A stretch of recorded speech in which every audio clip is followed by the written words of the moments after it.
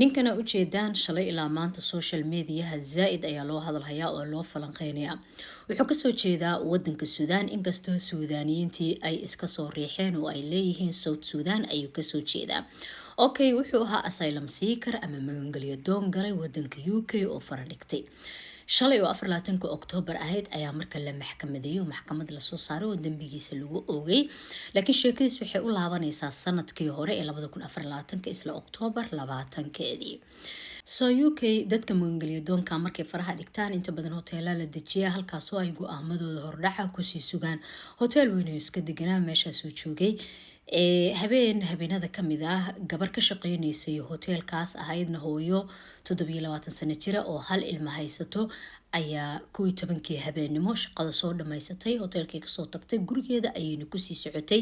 wadaday soo qabsatay si ay tareen u sii raacdo, laakiin ninkan ayaa soo daba dhigtay oo soo daba socday ilaa uu ka daba imaaday haltadii ay tareenka ka raaci lahayd. 11 mar ayuu midigeliyay oo uu ku celceliyay ilaa ay dhulka ku dhacdo. kadibna mobilkeedii ayuu intuu qaaday uu wabiga ku tuuray. uu kasoo laabtay dukaan yaro soo maray, qamro kasoo iibsaday, hotelkii kusoo noqday isagoo dheelay daansi gareynay aad u faraxsan. kadibna qolkiisii ayuu kusoo noqday. waxay kadib meeshii dhacdadii adkeed ay ka dhacday booliska imaaday, gabadhii isbitaal loola cararay. waa la badbaadin waayo oo gabadhii isbitaalka ayay ku dhimatay.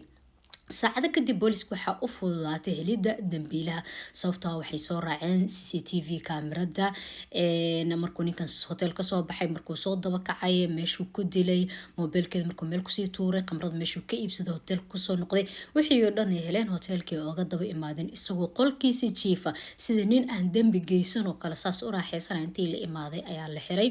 kadibna waxaa la sameeyey DNA test oo jaakadiisii, kabihiisii iyo gabadhii dhimatay. waxaa la ogaaday in dilka isaga uu ka dambeeyo uu yahay dambiile. shalay marka maxkamad la soo taagay, dambigiina waa lagu ogay inuu isaga gabadhaas dilay. laakiin weli go'aan lama gaarin, sababtoo ah da'diisa ayaa lagu wareersan yahay. 19 sano inuu jiro ayuu sheegtay. saraakiishuna waxay leeyihiin waa 27 sano jir. marka waxaa la sugayaa kaliya inta da'diisa laga soo xaqiijinayo. sidoo kale lama shaacin sababta ka dambeysay gabadhaas miskiinta ee hotel ka shaqeynaysay gurigeeda kusoo socotay 11 habeenimo, sababtoo u daba kacay oo sida arxan darada ugu dilay.